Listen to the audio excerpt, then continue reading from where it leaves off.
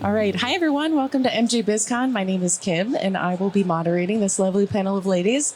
Women are making huge strides in this industry, and I think it's really important that we have these conversations about what it's like to be a woman and a woman business owner and founders of these companies. Let's get into it. I'm going to allow each one of you to just tell your story. What do you do in the industry, and what brought you into the cannabis space? So we'll start right here. Hi, my name is Sarah McLaughlin. I am one of the co-founders of Make. We make gummy bases for for a lot of industries, but we got our start in the cannabis industry. We actually started as a hemp company, and the hemp, is that someone's phone? It's not mine. We started as a hemp company and made gummies, really struggled with the gummies. But ended up with a great gummy. People came to us for help, and we realized that this was a struggle for a lot of people. So we started making gummy bases. We no longer do hemp. We just make gummies now. Our gummy bases for people. Okay. So, yeah. I got to hand that off. Mm-hmm. I'm Danielle Bernstein. I am the president of LaurelCrest. We're a family-owned and operated hemp ingredients manufacturer. So we're making all the ingredients that go into the gummy and have an 18,000 square foot space in Oregon. We're GMP certified. So we're manufacturing, distributing CBD, CBG, a variety of minor cannabinoids, and working between both hemp and the multi-state operators. And so seeing like a huge expansion and opportunity in beverage. So, yeah. Hello, my name is Karcey. I own a design build firm called Cultivo, and we have developed labs, indoor cultivation facilities, outdoor facilities in over 25 states and 3 countries. About 4 years ago, I started a company called Artemis Co-Pack. We do co-packing for white labeling manufacturing for different brands in California. We're based out of Northern California, and we have a 67,000 square foot facility where we have a huge focus on solventless manufacturing, automated processing for bottling, jarring, as well as drying and trimming processes. All right, wonderful, impressive, all 3 of you. So we're going to get into this. We'll talk a little bit about being a woman in the cannabis industry. That'll really be a lot of the focus. So as a women-owned business, what would you say are unique opportunities or challenges that you've faced since starting? Anyone else? We'll start with Sarah. Gosh, I was an athlete growing up and grew up with brothers, no sisters. So I don't know if I've ever really thought about the fact that there's not as many women, or I didn't think about it. I think it was coming to this show the first time that I was like, whoa, there are not a lot of women in this industry. I don't know. I just think that, you have a different perspective on pretty much everything as a woman, because you're having different experiences, so you can bring that perspective to the company. I guess I don't want to say that I don't notice it, but it's one of those things where I don't know. What do you guys think? I'm having a hard time answering this question. Yeah. I think it's hard to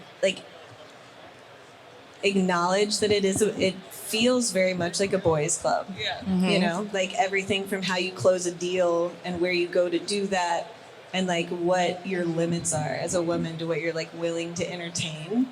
Because there's a lot of work hard, play hard, and what does that mean? Yes. What does that mean if you're in the military and you're a woman? So I think in that way I do very much notice it, and also I'm very comfortable being I'm not going to go to the strip club.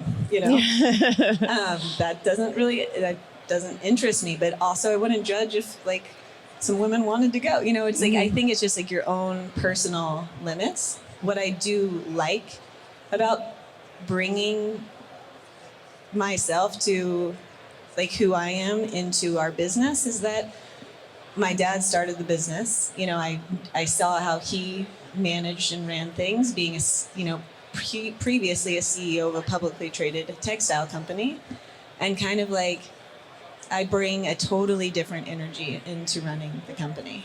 And people do comment on the environment of LaurelCrest is a place where we mutually respect each other and we're all there to work, but we talk about that stuff. And so I think that just bringing like a more, for myself, bringing that into a space where also a lot of operators have been burned as well. Like a lot of people who are processing, I'm sure you have that experience. Like people have had really bad experiences with companies where they, brought all of their passion and knowledge to processing the plant, and the owners of the companies really didn't value them. They just saw like the dollar sign at the, their efficiency level and like however much extract they're supposed to. And I'm not saying that men don't also value people, but I have noticed that people really, they come into LaurelCrest and they're kind of like hesitant, and you can just only prove yourself doing what you say you're going to do and treating people with respect over time. And we've created an environment that's like, it's an exciting environment to work in. Yeah. Not just for me, but for the whole team. This question. I feel like this question haunts me because as I've been doing this for 20 years. When I started as a cultivator in 2003, there weren't any women cultivators. And I saw that trajectory for the next 10 years where I knew one other female cultivator for 10 years in business. And I think it's my least favorite question because men aren't asked what's it like to be a man in the cannabis industry.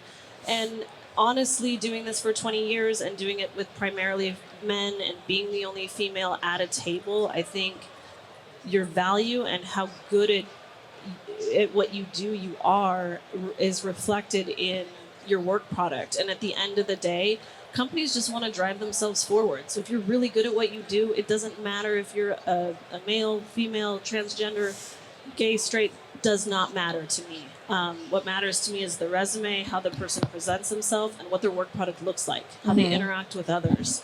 And when we stop asking the question, what's it like to be a female in the cannabis industry, it starts to normalize the cannabis industry as being for all people.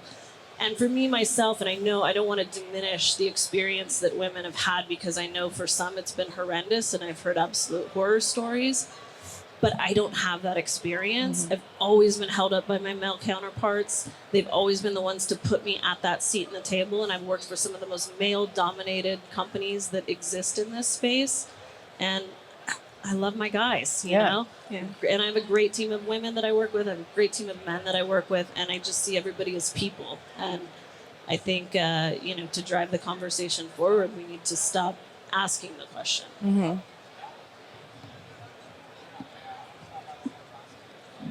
I was going to segue into male bashing at this point, but I won't do that following your... I come from the same space. My background was in chemistry. For the last 20 years, I've spent 12 years in the cannabis industry, 10 years before that, right, in scientifically dominated industries, which is mostly male. One thing I've been really focused on and think about is mentoring the next generation. When I'm on site and I see that, there's a girl and she's not feeling very confident and, she wants to move up, it empowers me to want to mentor the next generation of females to give them the confidence. So have you had any mentors? Have you mentored anyone in the industry to get you where you are, is my question. One of you guys want to go first this time? You want to go first? Sure. I feel like you're the mentor. I've mentored a lot of people in this industry, and I really enjoy giving back and mentoring people. I got into this industry with my brother handing me a tray of train wreck clones and 50 plugs and 6 analog ballasts and driving off and saying good luck. That was my start in the industry. So it was very much trial by fire. And I think that, somehow, by the grace of God, I'm still here 20 some odd years later. I think mentoring people is very, very important in this industry. Shout out to Jungle Boys, who I worked with for many years, and they were definitely mentors to me at the same time as I was building their facilities. And there's so many people that I respect. Josh D. Brett Bird, my director of manufacturing, is just fantastic and drives our solventless process forward. every single day. So yeah, I've got a lot of people that I respect in this space for sure. But my brother, I think, number one, got me into this industry. Mm-hmm. Yeah. I would agree. Like, my team at LaurelCrest in general supports a lot. I came from the film industry, so a Interesting. lot of the this question happened a lot in the film industry, like what it's like to be a female director, a female producer in the film industry, and that conversation obviously led to huge movement, and where you can like now, like nursing stations are provided, and like there's a lot of adoption of making it more comfortable for women to work in film. So a lot of my mentoring of just like producing a good work product and getting out there and failing and trying again came from that like chapter of my life. Mm-hmm. Yeah, and I would say the operators are really who like they never cease to impress me with their like innovation and dedication to the plant. And so that, and all the things that we can do with it and the healing power of this plant is pretty like the mentor for me. Yes. Yeah. Yeah. I'm a dietitian. I came from the food industry. So I feel like that's probably where I got most of my mentoring. When Massachusetts first opened up, it was so new. There weren't a lot of people. And I quickly learned that the people who were mentoring you sometimes didn't actually know what they were talking about. That's so true. So it was, like I learned, I'm a very trusting person. I had to learn to not trust and really kind of trust myself. And figure it out on my own. But I would say, we try to just like kind of foster a mentoring community at our company. We have options, so everyone has ownership in the company. And, our goal is to always try to get people to move up. I want the next person who's working at our company, when they go to their next job, I want them to have a better resume and get more money. Mm-hmm. Yeah. So we really try to have that environment. I mean, really for men, our girls and boys, or males and females, but and we actually, I think we probably have more women working at our company. Yes. than we do men. I think we do too. So, That's yeah. great. Yeah. All right. Thank you. I guess to wrap, I'd like to hear from each one of you about what you think the future of your company is, at least going into the next year, and what you're looking forward to for 2025. Yeah. We actually doubled last year our production. So we're growing. We're only 4 years old, and we're growing really fast. So we're looking to double production again, and we've got new equipment, and we are excited about new flavors, new opportunities, new pack sizes, getting our price down. So it's a really just a smart option for anybody in the industry to work with our product. We're expanding into different international markets, so I'm pretty excited about that. Wow. We were working really hard in Japan to make product that is compliant for that country, and working with a variety of really amazing and talented operators and manufacturers on how we do that, because their regulation is strict, and also there's a lot at stake for anyone who is not meeting the criteria. So we're taking that pretty seriously, and we're continuing to expand and grow. We increased our isolation capability by about 1,000 square feet this year, and yeah, Great. moving forward. And you're learning Japanese. I hope maybe. So in the next year, we're launching 3 new brands, which are Smugglers, Cali Girls, and Artemis Farms, in addition to our co-packing services.